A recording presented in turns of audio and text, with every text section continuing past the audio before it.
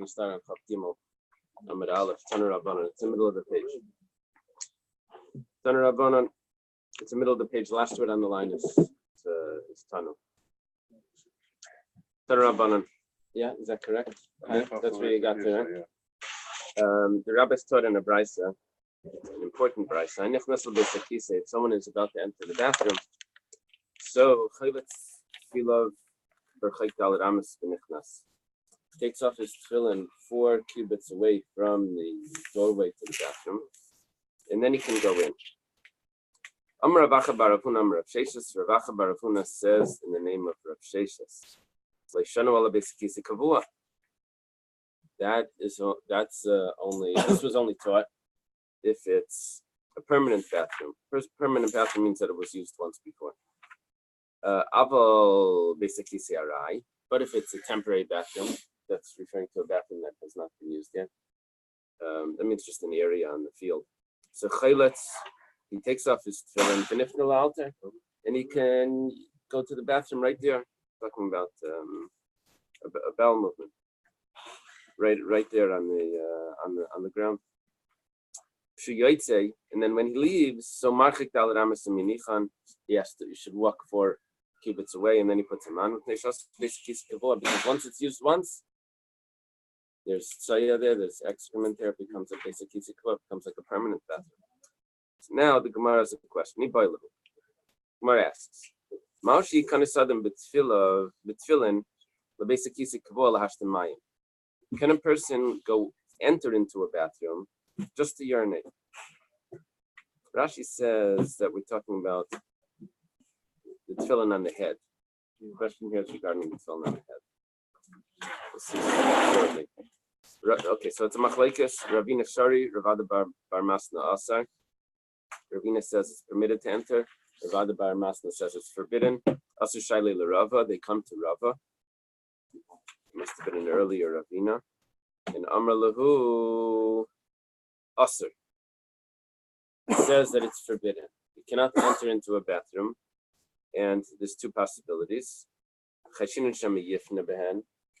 Maybe if we allow him to go into a bathroom, maybe he'll end up going into a bathroom and actually using the bathroom for a bowel movement. And that's a problem because he's wearing his tefillin. Even though, technically he could be allowed to if he's just going to urinate. However, we're concerned that once he's there, maybe he's going to make a bowel movement. But some say that he may pass gas, may wind, and then that's forbidden in film. That's not respectful. So those are the 2 possibilities why it's forbidden even to urinate in a bathroom. Is this the days where people would film all the time? Seems like it. It seems like it, as we'll see soon. Yeah. That's weird. Tanya Yidach, there's another Bais that goes like this.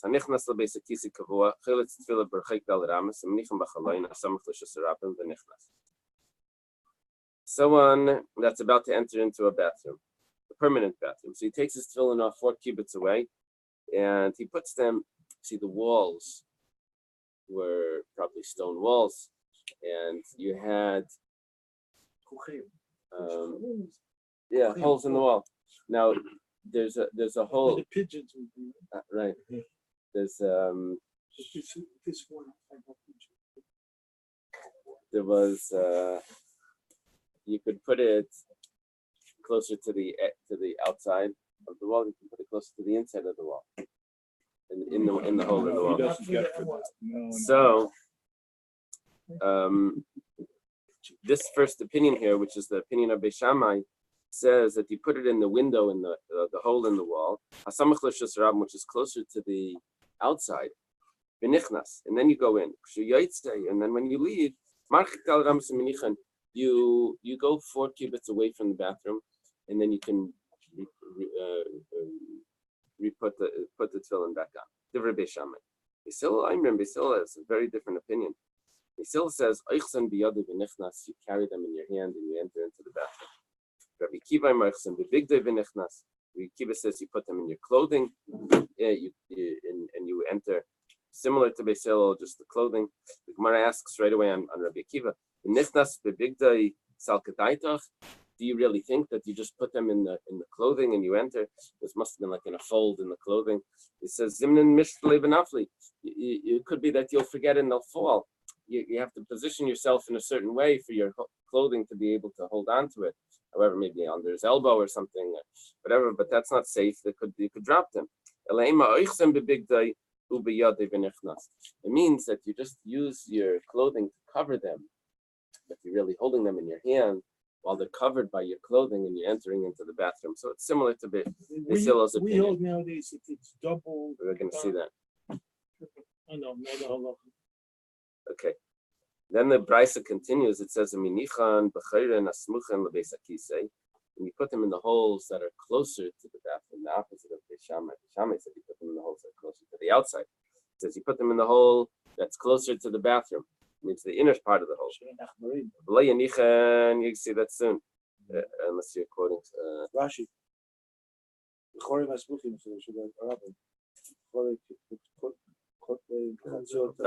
Oh, okay, good. 1 second. Hold that for a moment. Hold that thought. Don't put them closer to the Rishus Harabim. Don't put them there. Why? Maybe passerby will take them. We'll see in a moment. And we'll come to suspicion. What's the suspicion? What's going to happen? Strange story. Story of a student that he put his tefillin closer to the street. A Zaina came, a prostitute came and took them. She comes to the Beis Medrash, and she says, look at what this young student paid for my wages, for my services. So Kivin Shamay said Talmud, when the student heard Shamay said Talmud Kach, he went up to the roof and he fell and he died. Now I saw it quoted, Rabbi Emden says that really the student was looking for the tefillin, and she was afraid that they're going to find it by her and she's going to be accused of being a thief. So she has the story that no, he paid me for it. That's the. He was so ashamed that he jumped from the roof. Right. Did he jump off the roof, or he was looking for his tefillin on the roof and he fell? No, this expression, they use an expression of enough alomes, that he fell and he died, even though the term that Benny's using is jump, not enough. But you really don't know. Once you get up there, he went up probably to commit suicide. But he gets up there, and whatever the case is, he fell and he died. We don't know the last moment, but that's the assumption. At that time, they made a decree, that you just take them into the bathroom. You carry them into the bathroom. I know that's What's the problem? no. The whole that's why it's that that the tefillin are in case, because when we go in the airport, you have to go in the bathroom. Right. Take and everything's within. Right. Right. We'll see a drop more here. We'll see more details about that, about the case that you can put it in. Tanur Rabbanan was taught another Bais.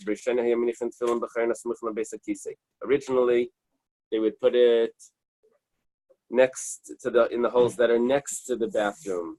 This is interesting. For some reason, mice were more inside the bathroom than outside the bathroom. So if it was close, the holes were more inside. Maybe it was warmer inside, and the mice would go there. Power, is that the same situation? Tell me. With power, in big. When you go to the bathroom. Oh. What happened? The mice in the bathroom would bite. I've been with power. When you go to the bathroom, he said you don't go to the bathroom. You can lock up. He's Aaron Raphael's brother, by the way. Now we see. Very interesting. That's why we go to the Nile. So, B'nait L'Naisan. and the mice would eat the tefillin. You have this? The mice would eat the tefillin. They would nibble at the tefillin. So so they would put it. They instituted that they put it closer to the street. For some reason, the mice were inside, not outside. But however, we have a problem over there. But on the outside, then the passerby could take it. They instituted that you should carry them inside. I'm not familiar with Rabbi Shua ben Levi's children. This and on the side I have a girsa, a quote from the Shiltis. Barbare de Rabbi Shua ben Levi, the grandson of Rabbi Shua ben Levi. He might have had once son of maybe there was a Levi, the son of Rabbi Shua ben Levi. He might have had that once. Anyway, this is Rabbi Miyasha, Rabbi Shua ben Levi. He says halacha. The halacha is goylan kamin sefer. You roll it up like a book. I don't know what that means. I assume it means you just put the straps, wrap the straps around it. But you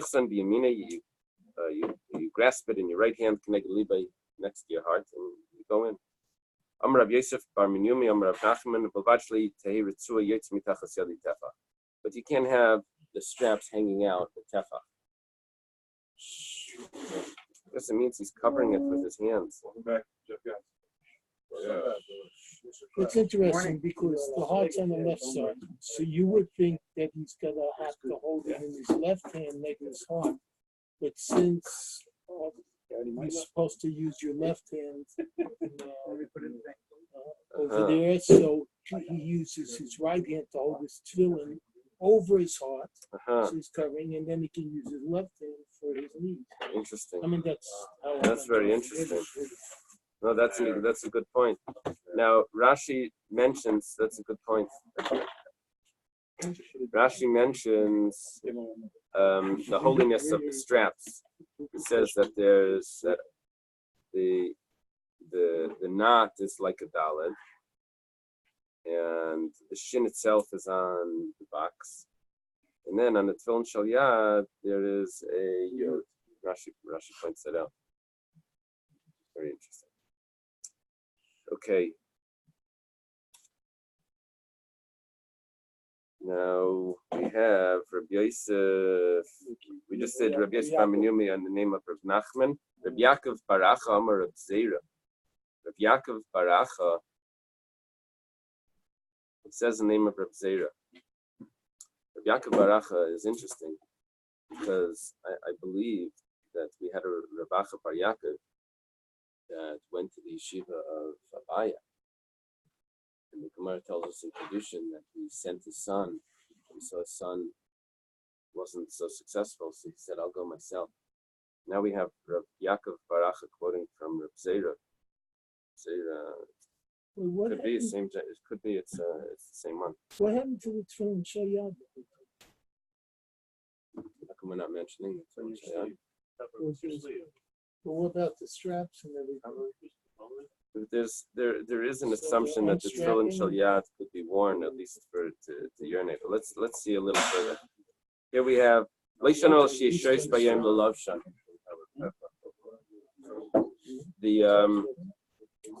this was only taught if he's going to put them back on. But if it's already, he removed them for the day, and he's not going to wear them again. So then, isolate him in kiss tefach. You make a pocket, like a little pouch. That's a tefach, has a tefach space, and that's considered an oil. That's considered a tent, and it will protect. It's like insulation. So a minichan, and you put it in there. Amar Rabba bar Barchana, Amar Rabbi Yechanan. Rabba bar Barchana says in the name of Rabbi Yechanan, that by day you wrap it the way we said, and you carry it in. Put it next to your heart. And the balayla is like you mean kiss tefach minichan, and at night you put it into the pouch. Pouch that's a tefach. Amar Rabbi. Wait. If the pouches, I'm sorry, I'm doing this. The pouches a tefach, or there's a tefach space above the tefillin. Because when we learned with the orans, with the tumor, we said, Right. yeah, the We always tefa. said it's interesting. It's not specifying that it needs to be like that, even though that's the way we spoke about tumah, that there was a tefach of insulation. How are you going to have a pouch? I assume it's made out of cloth. The cloth would just. So look at what it says. Amar Rabbi leishanu ela bekeli shu kelyan, aval bekeli she'ena kelyan afilu pachas mitefa. When do we say it needs to be a tefach? That's only if the case is designated for it. Like our tefillin cases are designated for the tefillin, and then the bag that you have for the tefillin is designated for the tefillin. We're not talking about those. That actually, we are. When we say it's a tefach, we are talking about those. That would be a protection. But if it's a bag that's not made for it, you put it in a suitcase. The suitcase is not made for the tefillin. Suitcase made for everything else. For the other things, you can put tefillin in a suitcase also, but the suitcase wasn't made for that. So afilu pachas mitefach. That could be even less than a tefach. We should say rather like a it's those packs that they wear on the fanny pack. That doesn't need to be a tefach. Used to call them fag bags. That doesn't need to be a tefach. That's it's not made for tefillin, so it could then would cover. Amar Marzutra Vitema Ravashi Teda. I'll prove it to you. Shepachin Ketana Matzilim Ba'ilamei. Rashi adds in, of course, with it some puzzle. What this means is that if you have a corpse in a house, everything that's in the house becomes tummy, with the exception of anything that's sealed in a vessel. How big does that vessel need to be? So the Gemara here says it doesn't need to be big at all. If it's sealed, it's good. So here also, this bag is sealed. It's closed. So therefore, it doesn't need to be a tefa. Anything that's closed is going to be good. So even the tefillin in this bag could enter into the bathroom. Amar Rabbi Barbachana. Amar Rabbi Barbachana. Rabbi Barbachana says another thing. We had Rabbi Barbachana a minute ago in the name of Rabbi Yochanan, and he says Rabbi Barbachana was the great nephew of, no, not the great nephew. He was a cousin once removed of Rav.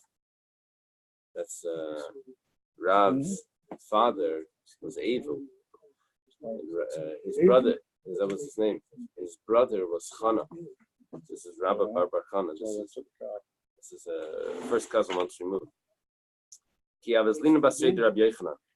When we were going after Rabbi Yochanan,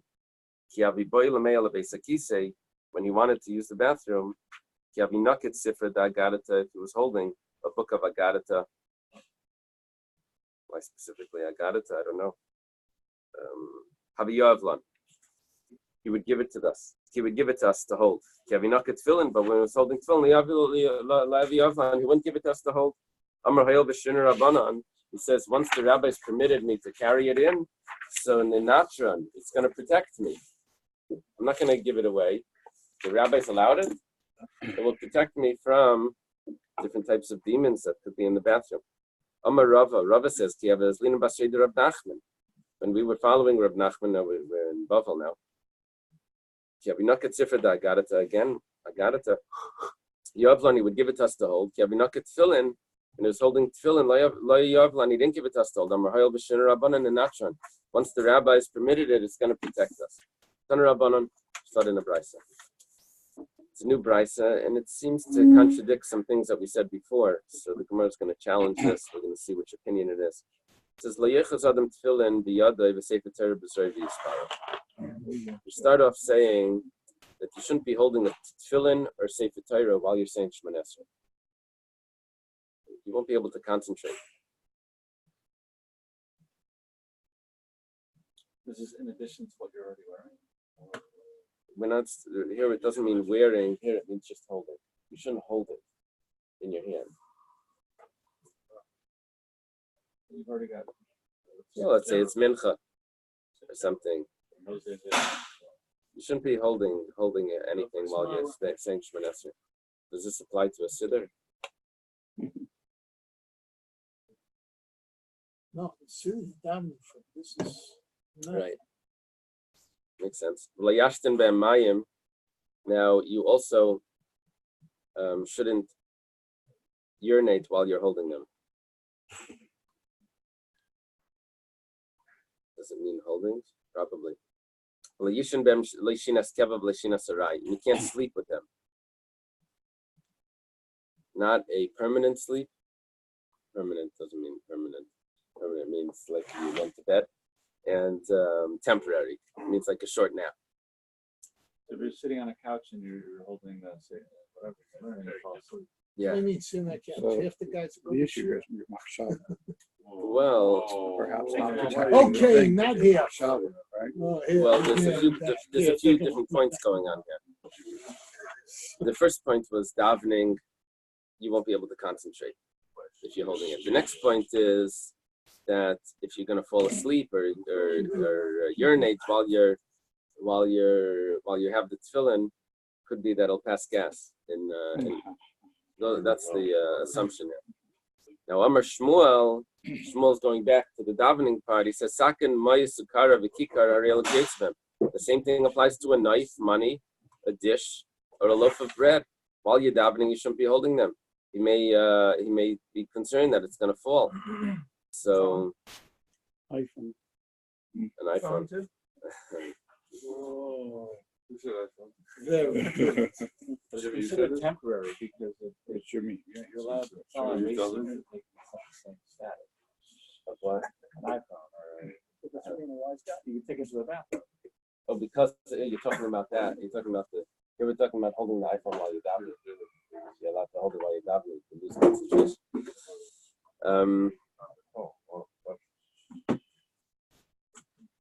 The Siddur apps automatically put everything on like airplane mode except for the Siddur. It doesn't do that. It doesn't do that. It should. So you can go in the Siddur app. It should automatically go on airplane mode. That's why otherwise it's like getting messages in the middle of the Ask her. But it's helpful, the Siddur app, because like you're benching and it pops up Yalav Yavet. And the Siddur, you just naturally, you have to remember that this reminds you. Okay. Except, they won't let you daven from the Yomi. Oh. Yeah, you cannot. No, that's Uh-huh. not. I hear. Amar Rava. Rava says Amar Rav Sheshes in the name of Rav Sheshes. Sheshes. We had Rav Sheshes once before today. We had Rav Acha bar Rav Huna Amar Rav Sheshes. Rav Sheshes is really a Talmud of Rav Huna. The Talmud of Rav. We had Rav before also today. Rava said the halacha is. This is going to be a little confusing.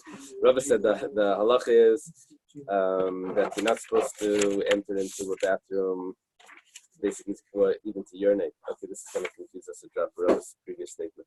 The Rabbi says over here that this brisa, Amar Rabbi Amar Rav Sheish Lasil Sakiyamas Nisa. The halacha is not like this brisa. This brisa said that you can't urinate with tefillin because the Beishamai. Because this Bais is the opinion of Beis Shammai. The Beis Hillel, if this Bais would be the opinion of Beis Hillel, has to basically say Kavua Shari. What did Beis Hillel say before? At a Machlekes Beis Shammai and Beis Hillel, if you're allowed to enter into a bathroom with tefillin, Beis Shammai said you have to put it in the hole in the wall of the bathroom, closer to the exit, closer to the outside of the wall. Beis Hillel says no, you just walk inside with it. And Rabbi Akiva had you wrap it in your garment, you walk inside. He still said you're allowed to go inside to the bathroom with the tefillin, and you use the bathroom. So the problem over here is it says you can't even urinate, and it's not talking about a bathroom. The problem is Dibei Sil has to basically say Kavua Shari. If you can go, the last price that we had on the other side of the page, it says you're allowed to go into a permanent bathroom. It's Kisi Araimi Pai. For sure, you should be allowed to go to a temporary bathroom, and that's what we're talking about here. It says Layashtim. So this can't be Beis Hillel's opinion. It must be Beis Shammai's opinion. That was strict before about the basic Kisi Kavua. He also says here that Layashtim. Okay, Meisvei.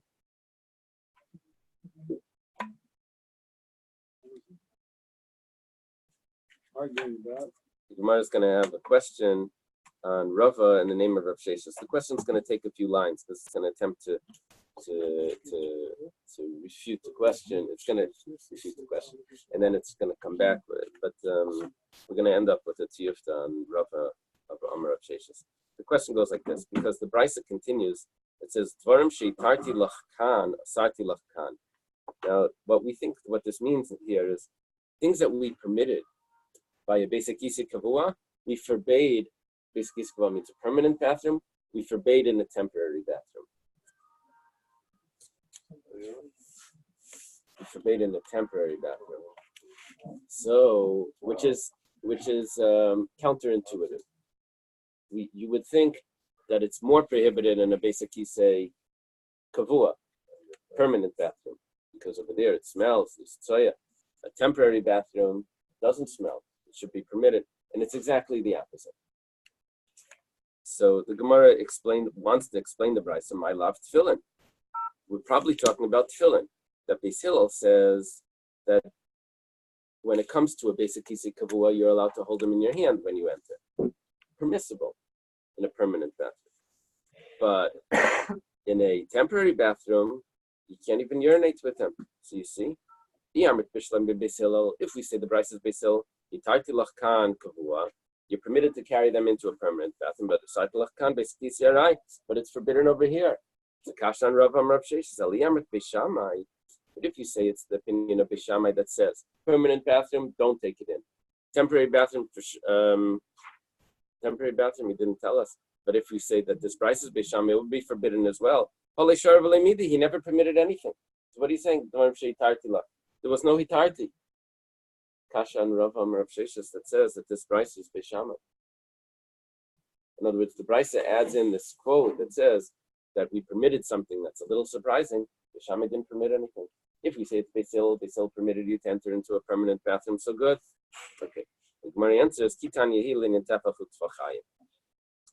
We're not talking about the tefillin that we said that it's permitted, it's not permitted. We're talking about how much a person should expose himself when he's using the bathroom. A tefach or two tefachim. And it goes like this. The Tani Chada, one Brisa taught, Kishu Nifna, when a person is making a bowel movement. So Megal al-Achar of tefach, he reveals one tefach behind him, in the back, in the front of Tvachayim. And in the front, he opens up two tefach. Tvachayim, two tefachim. The Tani Idach, there's another Brisa that says La'achar of tefach, he reveals behind him one tefach, and in front of him nothing. And my love, is it not Idi Vidivish that we're dealing with a man? But like Kasha, and there's no contradiction between the Brisas, because Kan L'Gedolim, Kan L'Ktanim, it depends if he's having a bowel movement or if he's just urinating. So, how would we read this? We would say that if he's having making a bowel movement, so then behind him is one tefach and in front is two tefachim. If he's urinating, so just behind him is a tefach and in front of him is nothing. Kumar says 1 second, the tisbra. Do you really think so? Ibiktanim, if he's just urinating. Lachar of tefach lamali. So why does he opening behind him one tefach? Rather, we're talking about that he's making a bowel movement. Like Kasha, and there's no question. Probably ish, it depends if it's a man or a woman. A man would open up tefachayim in the front, two tefach in the front, and a woman would just open up in the back and nothing in the front. Okay, so that's what we're doing here. We thought that when it says that the things that we permitted in this bathroom we're forbidding in that bathroom was talking about tefillin. Turns out that the Brisa is actually referring to something else that was mentioned in that Brisa that we didn't quote it, but how much a person should reveal, should open, should expose. And what we're talking about is this that we permitted you by a man is forbidden by a woman. And in other words, the problem was the kan. Kan is here. What is that, a preposition? It's a pronoun. But we said here,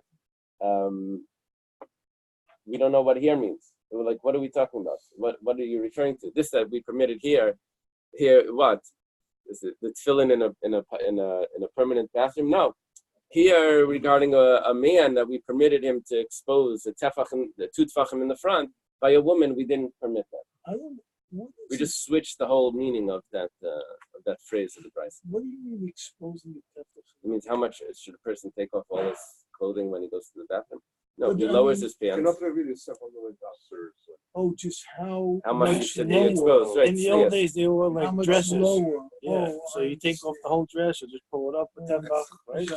Yeah, but I assume it's not referring to a gown. I think it's referring to a pants or a skirt. I think so.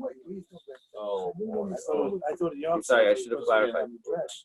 How much can you pull up from your dress? Yeah, but then it would be exposing his all his or her legs.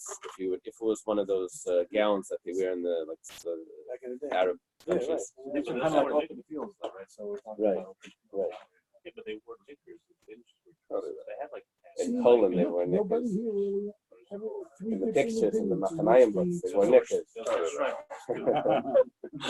So maybe it's Okay. You can put your film there too, you know. Okay. So, okay, we resolved all the questions here, and everything is good. Rava, in the name of Rav Sheshes, says that this is the opinion of Beis Shammai. We're fine. And the Bais that says Sheitarti Lachkan wasn't referring at all to what we were thinking was referring to, and everything is good. The Gemara asks, Ihachi, Hadik Tani Allah, there's a problem. There's a Kal V'chaimer here that has no response, that there's no refutation. Mayin alav tshuva. What does it mean that there's no refutation? Darka de mil sa'achi yisa. This is exactly how it is. What do you mean? This is a kal v'chaimer that has no refutation. That a woman needs to expose a certain amount and a man needs to expose a certain amount. What do you mean there's a kal v'chaimer here that has no refutation? This is exactly what the way it needs to be. El alav tefillin.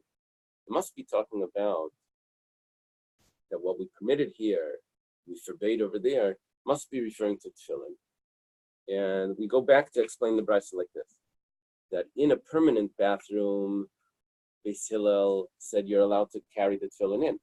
And in a temporary bathroom, you're not allowed to urinate with tefillin. It says, but this is a kal v'chaimer that has no refutation. That means not refutation, this is a kal v'chaimer that I have no answer. How is it possible that it should be exactly the opposite? It's counterintuitive. And that's what the Gemara means. And we go back, if that's the case, it's a kasha on Rava in the name of Rav Sheshes that said the Bais is not Beis Hillel, the Bais is Beis Shammai. So, El Lav Tefillin, Tiyufta de Rava Amar Rav Sheshes. And it must be a kasha on Rava Amar Rav Sheshes, Tiyufta, it's a kasha. The Gemara says 1 second. So yeah, good. It's a kasha on Rava Amar Rav Sheshes. But what's the answer anyway? So mikomakam kasha hashta basic tisik shari basic tisarai lekolshkin. You have to have some rationale. Where it says hachi kamar. This is what it means. Basic tisik the lekanitzaitza is if it's a basic tisik kavua over there. It's a type of bathroom. I'm not sure exactly how it works, but there's no spray from when he's urinating. It's not going to get on his tefillin, on his clothing that he's going to have to wipe with his hands, and it's going to end up getting on his tefillin. So that's shari. Over there, it's permissible. But the way it's formed, whatever it is, the way it's formed, it's made in a way, this bathroom is made in a way that it shouldn't spray on his clothing. Basically, but if it's just the regular ground that he's going to urinate on, it's going to spray on his clothing. So then asri, that's prohibited because he's going to wipe his clothing and it's going to get on his tefillin. So that's why there's a difference between a permanent bathroom and a temporary bathroom. Permanent bathroom would be cleaner on him than the temporary bathroom. So what do you say you have no response? You have a very good response. That's a very good explanation. That's why it's forbidden here and it's permissible in a permanent bathroom. Kumar says, this is what it means. You read the whole phrase wrong. This is coming as a rationale. And you can't view this as one is more strict and one is more lenient. Permanent is more strict and temporary is more lenient. You can't view it as strict and lenient. You have to view it as time. Because if you would view this as strict and lenient, we wouldn't be able to explain it. You can't say, oh, permanent bathroom more strict, temporary bathroom lenient. You can't view it like that because then you won't have any rationale. Tanur Rabbanan, it's a new brisa. We've mentioned before when we've had several Tanur Rabbanans here that Rav Shir Gain writes Tanur Rabbanan is a brisa that was from Rabbi and Rabbi. It's an important brisa. It's like an edited brisa. All right, we also find interesting that Tanur Rabbanans never start with a name. They always start with the stam. Isn't that why the whole point? Tanur Rabbanan was taught, but sometimes we have other brises that start differently. Tana, Tanya. We have brises that start differently. Why does sometimes it start Tanur Rabbanan? He writes this is more. He writes like a stam. He writes that this was edited by Rabbi. Okay, I write to Likanis Lasuda Skeva. Someone's about to enter into a big meal, and it's going to be embarrassing for him to have to, or not respectful for him to have to leave in the middle to use the bathroom, but he didn't go to the bathroom yet. So maybe he's constipated. So Mahalach Asara Pamim Dalet Amis, say Dalet Pamim Yud Amis. 4 times 10 or 10 times 4. He either walks 10 times 4 cubits, or he walks 4 times 10 cubits. And the Yifna, that's gonna get his stomach moving. It gets his digestion active, and he'll be able to use the bathroom. The Yifna will use the bathroom. And then he'll go into the meal, and he won't have to leave in the middle of the meal because he took care of his needs beforehand. Amar Rabbi Yitzchak, Nichnas l'sudas keva. Someone is going into a meal. He should take off his tefillah first, and then he should go in. And he's arguing with Rabbi.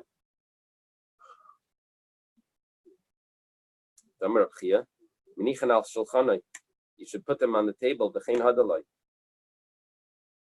it mean on the table? And that is appropriate because he's going to wear them for the bracha. The concern of Rabbi Yitzchak was that he may get drunk, and it's going to be shameful for the tefillin, for him to be drunk with the tefillin. So avad emas. Until when should they be on the table or on him? I guess I'm not sure. Until the time of the bracha. Apparently, they would wear the tefillin on and off through the day. They would take it off for eating. They take it off for the bathroom. They put it back on. So for the bracha, I guess benching. Does it say in the commentaries if it's benching of the first bracha? Benching. So it's just a shalosh. It can't be just the shalosh because you can't just wear the shalosh. But you think he was wearing the shalyad anyway? I don't know. Is there a comment there that says that he was wearing the shalyad? It could be. It could be that you're correct. It could be he was wearing the shalyad anyway. And we're just talking about taking off the shalosh. And we're not concerned. I don't know if there's a comment. Tell me.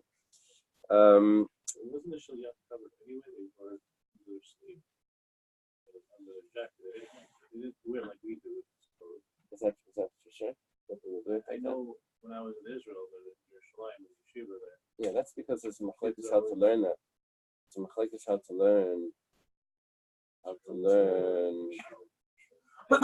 We hold that you only have to cover it if there's a chatzitza in between the tefillin shalyad.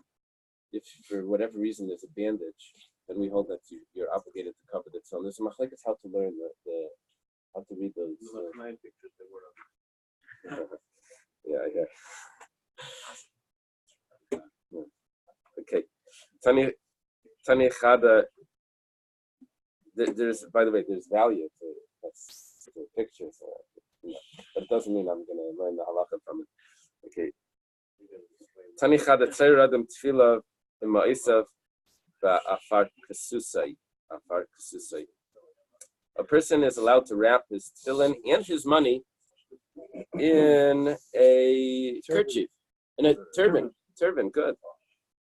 I thought it was a kerchief. Turban is a better word. he's allowed to wrap it in his turban. Tani idach, and the interesting part here is he's putting his money together with his tefillin. Tani idach, it's another brisa, lo yotzer, that he should not wrap his money inside it. Gemara says like kasha. It's not a contradiction. One says yes and one says no, but it's not a contradiction. How do you resolve a contradiction? So you say it's a different case, or you say it's a different opinion. Here we say it's a different case. Hada azmane, hada la azmane. Depends if he designated this turban as a wrap for his tefillin. The Amar Rav Chisda says, "Hai sujud the tefillin, the azmane, lemeitzu beit tefillin." This cloth that's used to wrap tefillin, that's designated for tefillin, tsar beit tefillin. Once you use it to wrap the tefillin, then you can't wrap coins in it. So in other words, there are two things here that caused it to be designated. One is the designation. He says, this is going to be good for my tefillin. I'm going to use this for tefillin. And then he actually goes ahead and uses it for tefillin. Then he can't use it for mundane things. Let's say he only did one part. He designated it, but he never used it. He used it, but he didn't designate it. Then muksa, where you designate something not to be usher on Shabbos. You have to do an act. If it would be things that were like rocks, like stones or something, is that what you're thinking? Over there it says that you're supposed to do something to it. Okay, so it could be there are similarities. Azmane, if he designated it but he didn't use it, if he used it but he didn't designate it, then you can put coins in it. Any comment why it switched from pshite to zuze? I don't know. I didn't get a chance to look that up, but it switches. And you're allowed to use it for coins. In other words, the designation itself doesn't sanctify it, and using it doesn't sanctify it without designating it. Okay, so what did we just learn here? That the explanation for the brisa that says that you're allowed to use it for tefillin and money was because it wasn't designated. And the other brisa that says you can't use it for money was because it was designated. Now it said, the Gemara asks, so Abaya's opinion is that once you designate something, it's considered like it's already been used for it. That's already finalized. If once you designate it, even if you don't use it, then once you designated it, then it's forbidden. But if you didn't designate it, then it's going to be permitted. Beside this here, maybe Rabbi Menachem. It's the same. It's not. Anyway, it's not. We're always used to Rabbi Yehuda and Rabbi Menachem, but those were Tanoim. Here, these are Amiran. He asked him the following question from Rabbi Yehuda. It's Rabbi Yehuda, the student of Rab. Moshe yiniachadam tefila tachas merasheisav tachas marguleisav. Merasheisav is the place of the head on a bed, and I'm sorry. Tachas marguleisav like me boy. It goes like this. Are you allowed to put the tefillin under the pillow, under the place where a person puts his head? It says under the feet. That I don't have a question. That would be not appropriate. That would be disrespectful. Thank you. My question is under his pillow, under his head. What's the halacha? You're allowed to put your tefillin when he's going to sleep by his head. Shmuel says the following: Mutter afilu ishtiimai. Rabbi Yehuda was a student of Rabbi and he was a student of Shmuel. He quotes Shmuel. He says that a person's allowed to have his tefillin by his head even when he's together with his wife. Meisvei, the Gemara has a question. A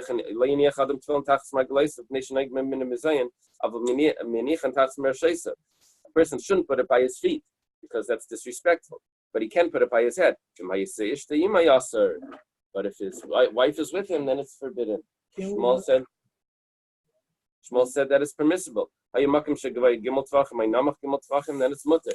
But if the area is raised or lowered, then it would be permissible. Tiyufta de Shmuel, it's a kashan Shmuel. Tiyufta, it's a strong question.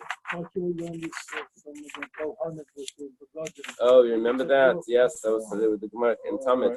Very good. I'll give you another one. When Yaakov was sleeping with the rocks, why wouldn't we think that the rocks are begging to be violated? How would that be? You mean it's good to be there? Yeah. Here we're saying, but let's say he's together with his wife. It sounds disrespectful. Amar Rava says, Afagav the Tanya, Tif to the Shmuel. The Tanya Tif to the Shmuel? There must be an edit. I have the star here. Afagav the Tanya. No, the stars. I don't know what the star is telling me. Anyone have any a different Gemara? You have the Tanya? Yeah, we think, but it sort of puts a comma between. Avagad and Tanya, even though that we learned in the Bais, what did we learn? Oh, that's how they want to read it. Okay, good. Afagav the Tanya, even though in that Bais it's Tif to the Shmuel, it's a Tif to Shmuel. I don't know. Someone must have a different. But halacha kavasei, the halachas anyways like it. So this is so interesting. It's a tiyufta. Usually that means that it's finished. It's the total refutation. The halachas to my timer. What's the reason why the halacha should be like Shmuel? Because kol kaneture tfei yadif. Because we've established from another brisa that anywhere where there's more protection for the tefillin, it's better. We'll even carry the tefillin into a bathroom to protect them better. So therefore, next to the head would be more protection, even though there's an embarrassment there and it's not appropriate. But we're more concerned about protection than appropriate. Where should you put a mum? Rabbi Yomi says ben karla kesses. Guess it means between the pillow and the mattress. Not directly under his head. Rav Chia says that you put them in a bag. Kaiva here means a bag under his head. The Gemara explains the Mapik Morsha, the Kaiva Labar, that he puts the bulge of the bag outside, not on the bulge. In other words, where the actual bias was, that was outside the head. Bar Kapara Tzayile Bekilse Mapik Morsha Labar. Bar Kapara would wrap it in. Kilta is like a curtain that would go over the bed. He would wrap it in this curtain, and he would have the bulge of the tefillin bag outside the bed, outside that area. Rav Shisha Brei Ravidi Manachlu. Well, kilo. The kilo was Yashin the kilo. I think that's what it's referring to. In Sukkah, they have that thing that hangs over the bed. Rav Shisha Brei Ravidi Manachlu Asher Shifa. He would put it on a bench. Rashi says it's a bench. And he would put a cloth over it. I guess the bench was on the side of his head. Amar Rav Amnuna Breder Rav Yosef. Rav Amnuna, the son of Rav Yosef, says a very interesting thing. He says, Zimna Chada became Nakamei de Rabba. He says, one time I was standing before Rabba. Varmali, he said, Zilaisli tefillin. Go bring me the tefillin. Vashkachtinu. And I found them between the pillow and the mattress. Not opposite the head, not directly under the head. Ravi Yadana, and I happen to know the Yom Tvila Hava, that night, that day, the following day, the previous night, was the mikveh night of Rava's wife. And how does he know? I don't know. Maybe it was, I don't know. They definitely are. Yeah, Rav Gidel, Rav Yechna. Halacha l'maisu David, and he was trying to teach me the halacha of where tefillin's allowed to be, even when a person's together with his wife, like we said before, from the way he explained Shmuel. On the shelf, no? What was that? On the shelf. No, this was actually on the bed. On the bed? On the bed. Okay, I think I should stop here. Okay.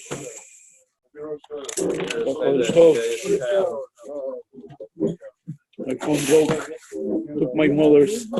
What is that? Oh, your phone. Called from the second floor.